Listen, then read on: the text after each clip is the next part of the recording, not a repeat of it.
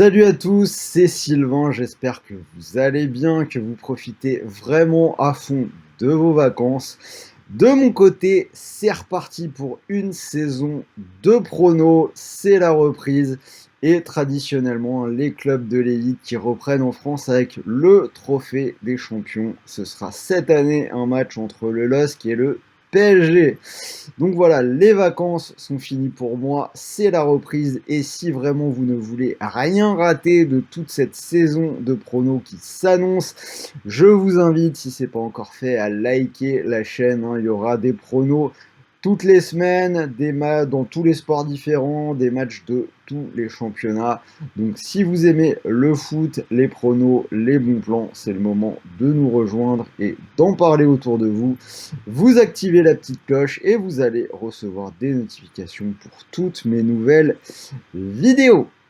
Alors, on va parler de ce trophée des champions entre le LOSC et le PSG. Et si vous voulez jouer, alors je vous informe que l'offre Winamax de l'euro est toujours d'actualité pour le moment.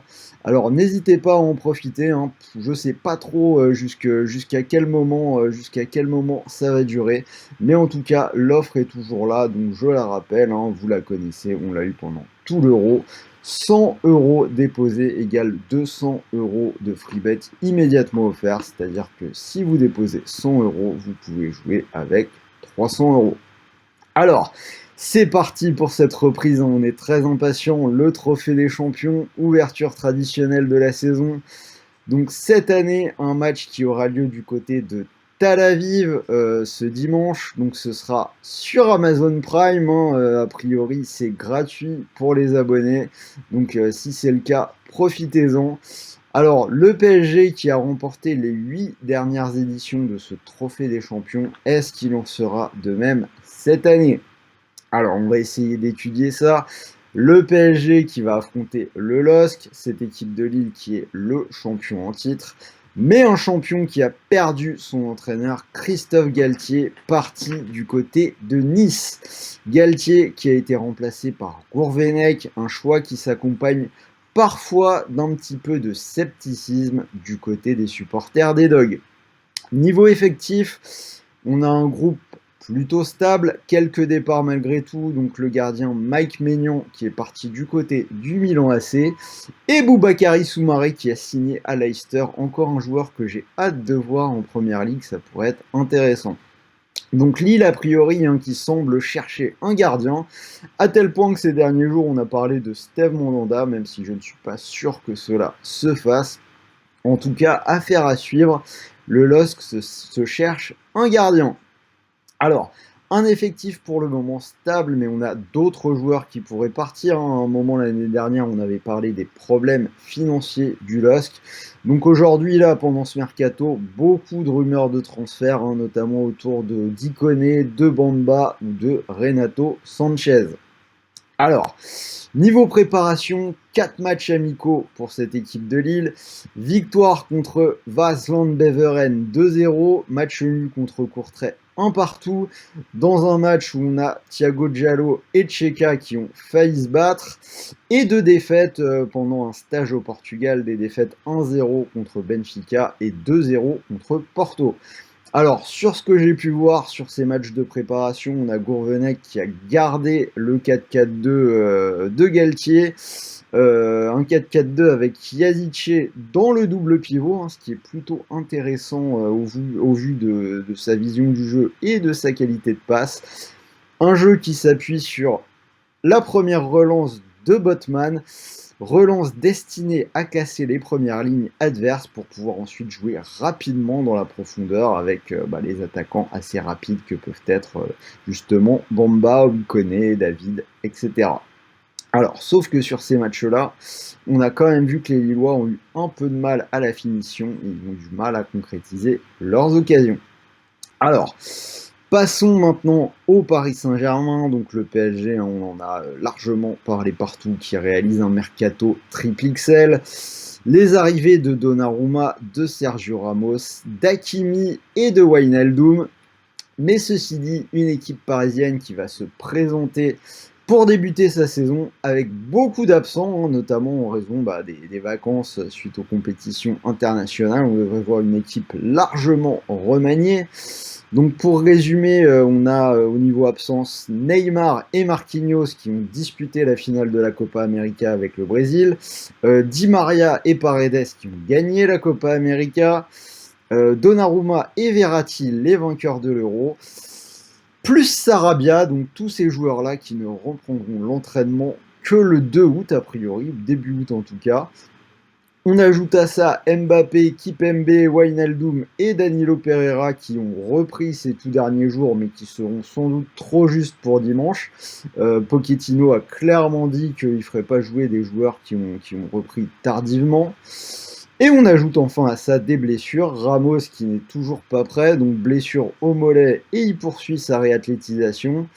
Rafinha et Colin Dagba qui sont aux soins également. Donc Pochettino qui a prolongé son contrat, on s'y attendait pas forcément, mais qui fait un peu avec les moyens du bord dans cette pré-saison du Paris Saint-Germain.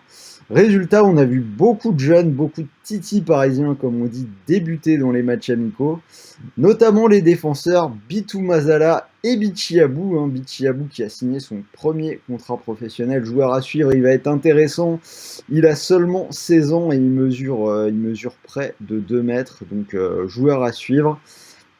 On a également vu Dina Ebimbe qui était de retour de prêt de Dijon. Kalimwendo qui est revenu de Lens, qui a été intéressant contre Séville. Et peut-être surtout Xavi Simons, qu'on suit depuis un moment déjà et qui s'est mis en évidence dans ses matchs amicaux. Rayon recrue, on a Hakimi qui a joué une mi-temps contre Orléans et qui a marqué un but après sa rentrée. Il a été intéressant. Pareil, contre Séville, il a été bon. Donc au niveau des amicaux, on a une victoire contre Le Mans 4-0, match nul contre Chambly, 2 buts partout, victoire contre Augsbourg 2-1 avec un but de Draxler, victoire sur Orléans 1-0 avec le but d'Hakimi et un match nul contre Séville 2 partout avec, je le répète, un Kalimwendo qui est entré à la mi-temps et qui est impliqué sur les 2 buts de son équipe. Alors, donc on va parler un petit peu prono quand même. Donc moi sur ce que j'ai vu, on a une équipe de Lille qui a du mal à concrétiser les occasions.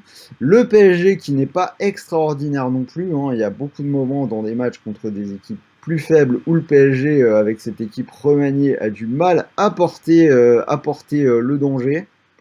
Donc on n'a pas beaucoup de points de référence, mais quand même si on se rappelle des matchs de l'année dernière entre le PSG et le LOSC, c'était plutôt fermé, donc on va s'appuyer là-dessus, parce que pour l'instant, sur ce début de saison, on n'a forcément rien à se mettre sous la dent. Donc je vois bien match d'ouverture de saison un peu fermé. Pour moi, moins de 2,5 buts, c'est une cote à 1,74. Et s'il faut choisir un résultat, je vais aller en faveur du LOSC tout simplement pour la cote.